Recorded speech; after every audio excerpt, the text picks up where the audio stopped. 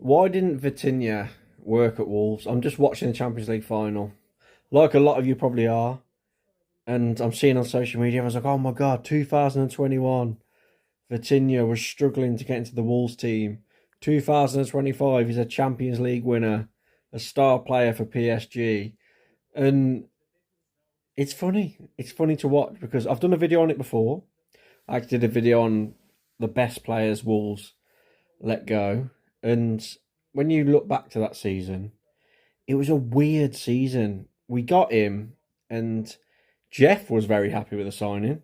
As I found an old Talking Wolves post that's been doing the rounds, him saying that he's an integral part of the squad. He's technically gifted. He's part of the future. And then, but you've got to remember, as a Wolves fan, and a lot of Wolves fans will know this, back that season. So we just lost in the Europa League. COVID was in full flow. And we got off to a flyer. We were top six, and then Raul Jimenez around November time. Not too many games in. I don't know the exact games, maybe around 10 to 12 games. Don't know exactly. Gets his head fracture. We then got Fabio Silva as our striker. We end up in that season coming like 13th, 14th. But Vitinha was in and out. He only made 19 Premier League appearances. He got 22 appearances in all competitions, in all the cups. He got a goal away at Chorley, which everyone always goes on about. Great strike. But at the time, he would have been 21 years of age, 20 years of age.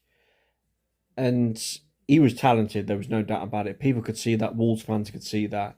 But unfortunately, a bit like Gibbs-White, the formation we played, he just couldn't fit in. We had Neves, we had Moutinho, we had Dendoncker. So we'd play them in the middle, and then we'd have, well, Raul got injured, we'd have Fabio up there.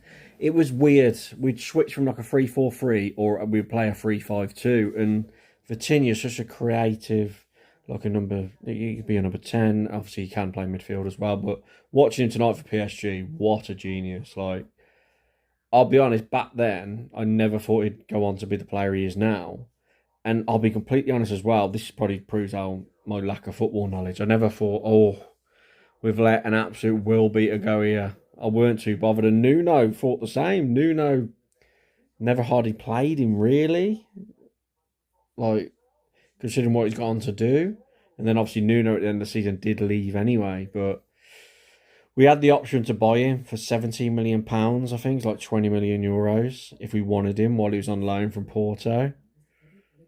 And there's that famous quote from Mansell, our old left back who was playing for Wolves that season. And he said Vitinha would be in training and he'd just be like, yeah, when I leave Wolves, because he knew Wolves weren't going to sign him, he could tell because he wouldn't get much opportunities. He was like, I'm going to become the best player in the world. I'm going to like go right to the top. I'm going to go back on loan somewhere else and kill it. And that's exactly what he's done. So fair play to him.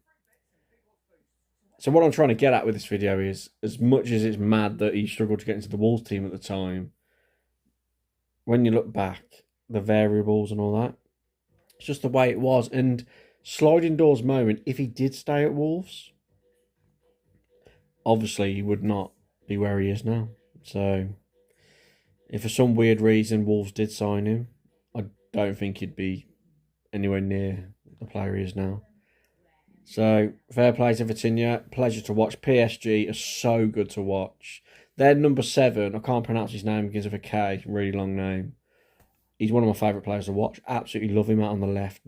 Like, he didn't do much tonight. Obviously, got the goal. But in previous rounds, I just thought he was incredible. Obviously, Dembele. They're just such a talented team. They're all so young. And their keeper, he's the best keeper in the world, I think. But yeah, fair play, Vitinha. Ex-Wolves player, killing it.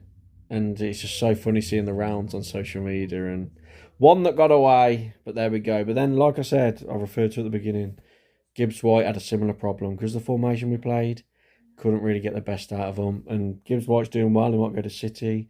Vitinha's a Champions League winner. There we go. Thought I'd put my 2 pence in. Please like the video. Please subscribe. And sorry for waffling.